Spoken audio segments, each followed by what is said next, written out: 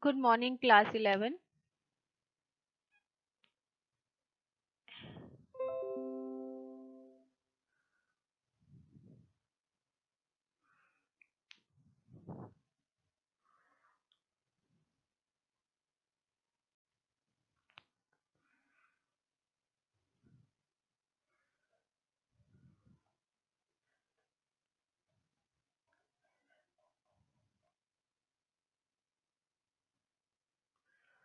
Good morning, class 11.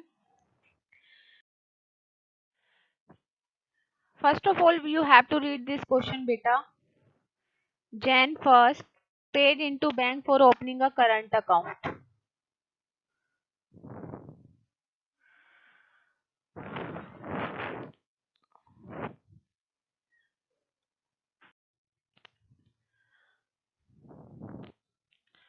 Let's start this question. First of all, you have to read this question carefully, then do the transactions one by one. First of all, we'll take 2017 Jan 1st paid into bank for opening a current account, 10,000. So its entry will be bank account debited to cash account. Why it is happen बेटा? Because business में से cash चला गया और bank में गया है, मतलब बैंक अकाउंट में कैश, बैंक अकाउंट में पैसे बड़े हैं और बिजनेस में से चले गए, तो means bank account will be debited 10,000 to cash account 10,000. Understood this entry? And the narration will be payment made to open current account. Fine. Second entry is Jan 3rd, goods sold for 50,000 and the amount was deposited into bank. They are saying सामान बेचा 50,000 में और amount जो है वो bank में deposit करा दी. बेटा till now there were cash entries, सामान बेचा कैश आया, cash account debited to sales account होता था ना. Now they are saying that amount is deposited into bank. It means there will be increase in cash in bank account. So instead of debiting cash account, we will debit bank account. Fine. So Jan 3rd bank account debited 50,000 to sales account. 50,000. Goods sold and amount deposited into bank. These entries related to banks are given in your book on page number 9.27. You have to read these entries, then you will be able to solve this very fast. Fine.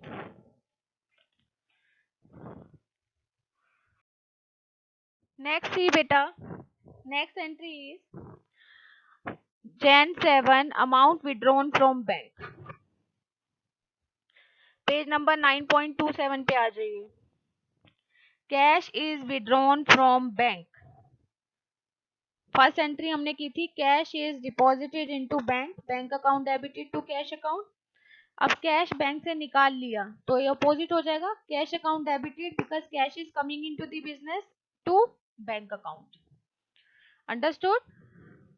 Now the entry will be cash account debited 20,000 to bank account 20,000. Cash withdrawn from bank. Now Jan 10 goods sold for cash. Simple सी entry है, cash में सामान बेचा तो cash account debited to sales account 15,000 15,000. Fine. Goods sold for cash.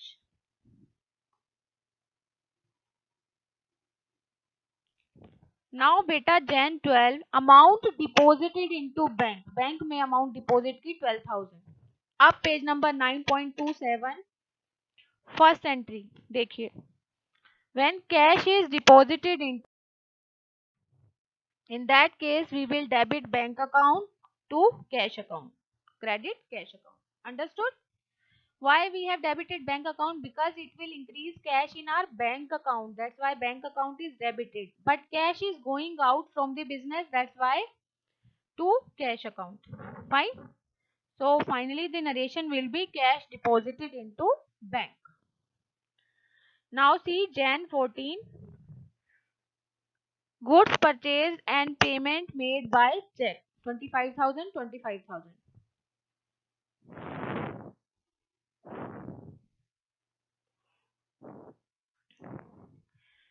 Beta, good purchase and payment made by check means there will be decrease in cash in our bank account, है ना? So whenever we purchase goods, we do purchases account debited to cash account, isn't it so? Now we have made payment by check. Payment cheque से की है तो cash की जगह क्या हो जाएगा? Credit to bank account. So finally the entry will be purchases account debited 25,000 to bank account 25,000. Understood? And narration is goods purchase and payment made by check. The total of both debit and credit side will be equal 1,32,000, 1,32,000. Fine beta. Now let's start next question. Question number 14A. Today we will do this question. See, following are the asset and liabilities are given. You have to see these balances appeared in the books of Radhika Traders. Fine. When appeared? On 1st April 2017. Assets are given and liabilities are given. Now beta, one more thing you have to understand that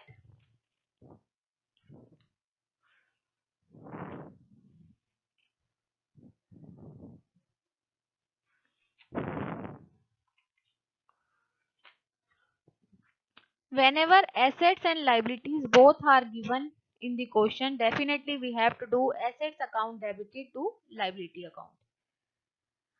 अगर asset कम है liabilities ज्यादा है तो balance जो होगा वो debit side में आएगा, है ना? That will be our goodwill. लेकिन अगर एसेट ज्यादा है लाइबिलिटीज कम है तो बैलेंस जो है वो आपका क्रेडिट में आएगा. That will be are capital. और उस कैपिटल को लिखेंगे हम बैलेंसिंग फिगर. गुडविल के भी ब्रैकेट में बैलेंसिंग फिगर लिखेंगे अगर गुडविल आता है तो, और कैपिटल आती है तो कैपिटल के भी ब्रैकेट में we will write balancing figure. Fine.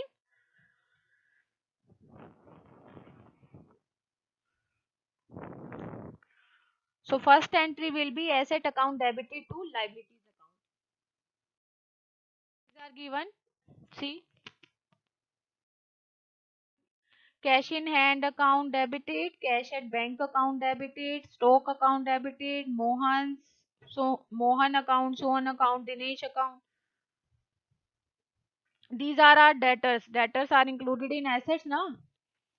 Building, furniture, all these account debited to X account, to Y account, to capital account. Fine. To capital account.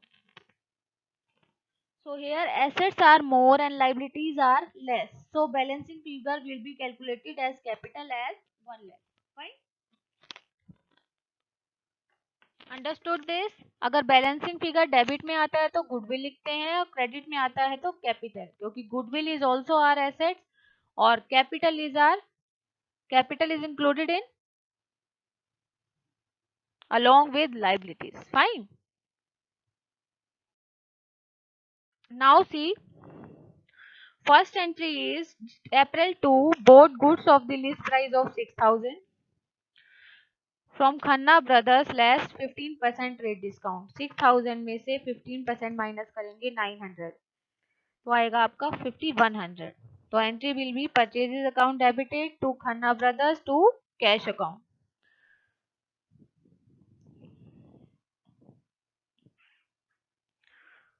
Fine. They are saying 2% cash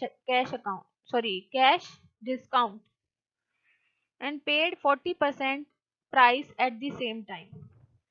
They are saying 40% price same time पे कर दिया है, ठीक है, और उस पे cash discount भी मिला है. तो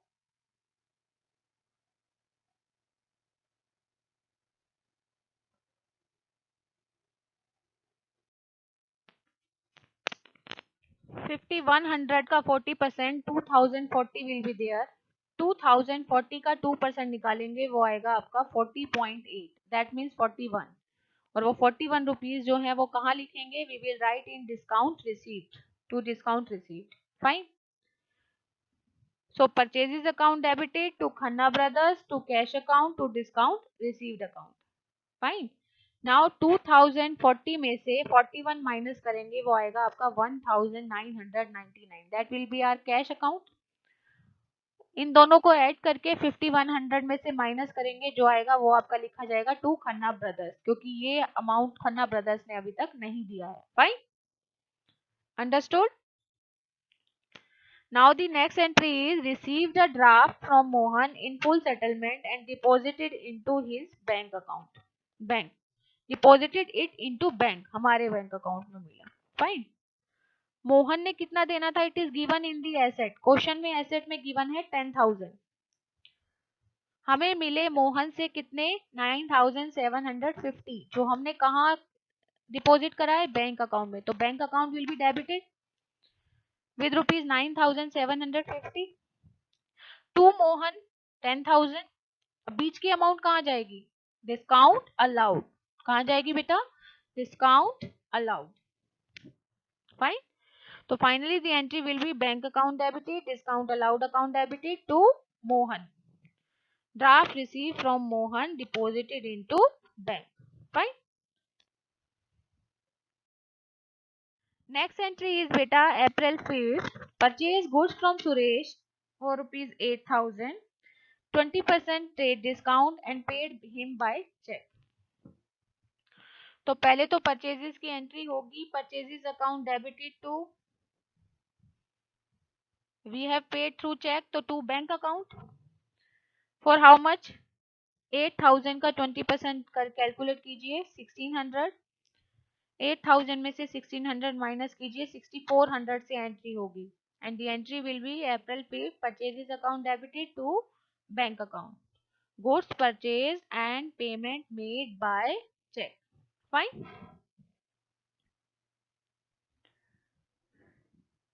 अब देखिए बेटा अप्रैल 8 चेक्स इन हैंड, ये कहां से आ गया? चेक्स इन हैंड एक आपकी टर्म है जो गिवन है आपकी बुक में on page number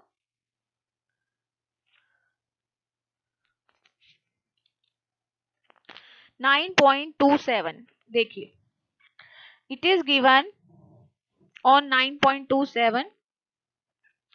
sold goods and received a cheque. जब हमने सामान बेचा और चेक मिला. फाइन. तो in that case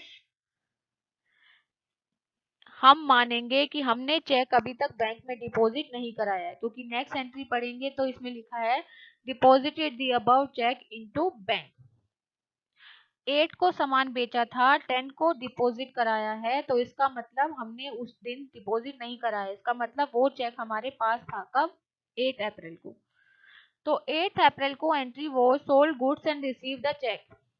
sold goods की entry to sales account, receive the cheque, cheques in hand, account debited to sales account. Understood.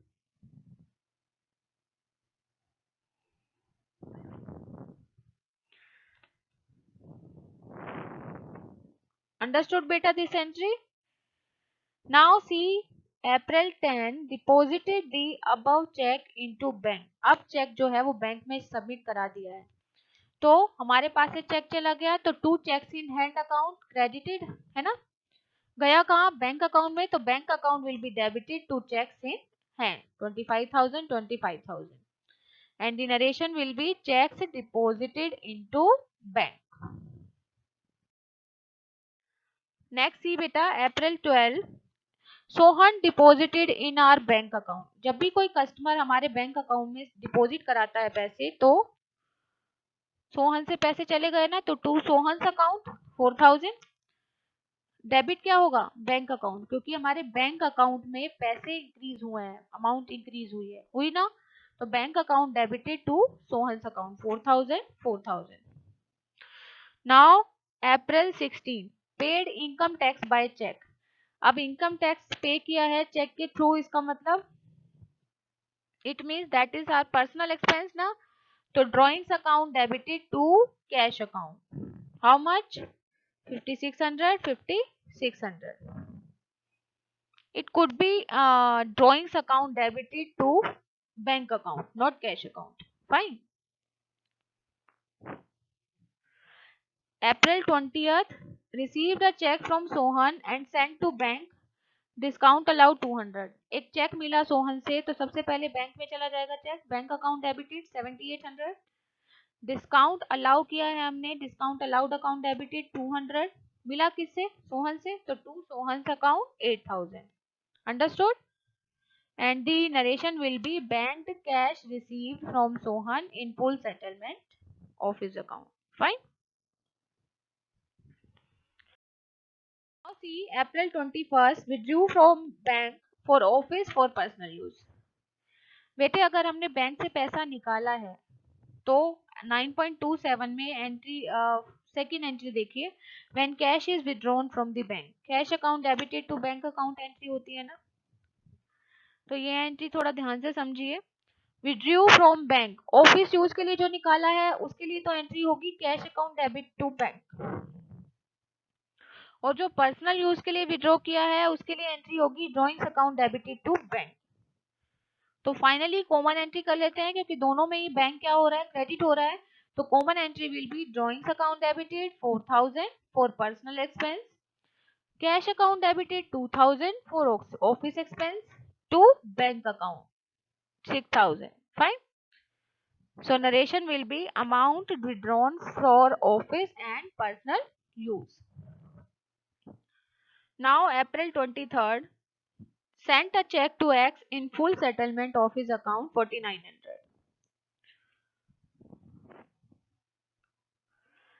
X को check भेजा मतलब हमारे बैंक अकाउंट में से कैश कम हुआ तो to bank account how much 4900.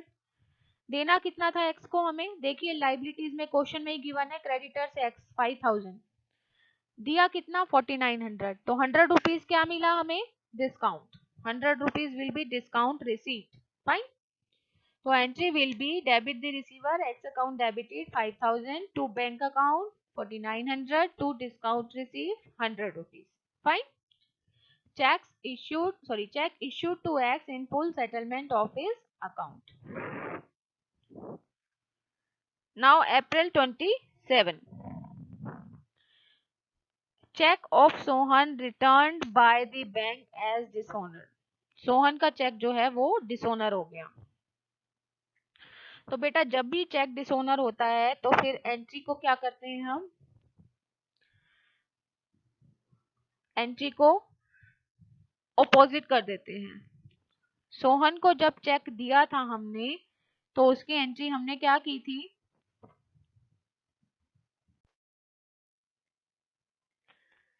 बेटे we got cheque from Sohan, हमें सोहन से चेक मिला था अप्रैल 20th को, इजंट इट सो. तो हमने उसे बैंक में भेजा और हमने डिस्काउंट दिया, तो उसकी एंट्री हुई थी bank account debited discount allowed account debited to Sohan, isn't it so. अब उससे वो चेक जो है वो डिसऑनर हो गया तो सेम एंट्री को अपोजिट कर देंगे, Sohan's account debited to bank account to discount allowed account. क्योंकि चेक डिसऑनर हो गया, ना तो डिस्काउंट मिला ना तो हमने उसे डिस्काउंट दिया, डिस्काउंट अलाउ नहीं किया, जब बैंक में चेक आया ही नहीं, डिसऑनर हो गया, तो इसका मतलब डिसऑनर होने का मतलब है कि बैंक में अमाउंट आएगी भी नहीं, चेक कैंसिल हो गया. फाइन, डिसऑनर हो गया मतलब किसी भी वजह से, may be his sign were not matched, maybe due to some another reason. Fine. तो entry will be opposite. Next see April 28, Dinesh was declared insolvent and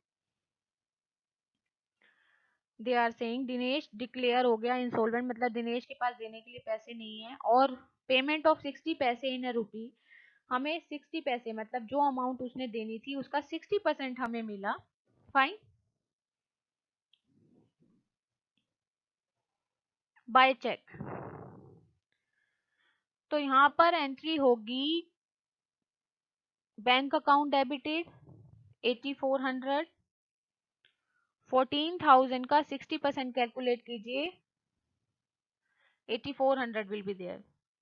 जो नहीं मिला वो होंगे आपके bad debts, we read this na, this term bad debts in second chapter. कोई person insolvent हो जाता है तो उससे जो पैसा नहीं मिलता है उसे बोलते हैं बैड डेट्स। तो हमारा लॉस है इसलिए इसे डेबिट करेंगे। Bad debts account debited 5600 to Dinesh account 14000। Bank में दिनेश 14000 का कितना जाएगा 60%, क्योंकि 60% ही मिला है। जो नहीं मिला वो कहाँ जाएगा बैड डेट्स में। कितना 14000 का 40%। Fine, to Dinesh account. Understood बेटा। Now April 30th bank allowed interest, bank ने हमें इंटरेस्ट दिया तो entry will be bank account debited to interest account 350।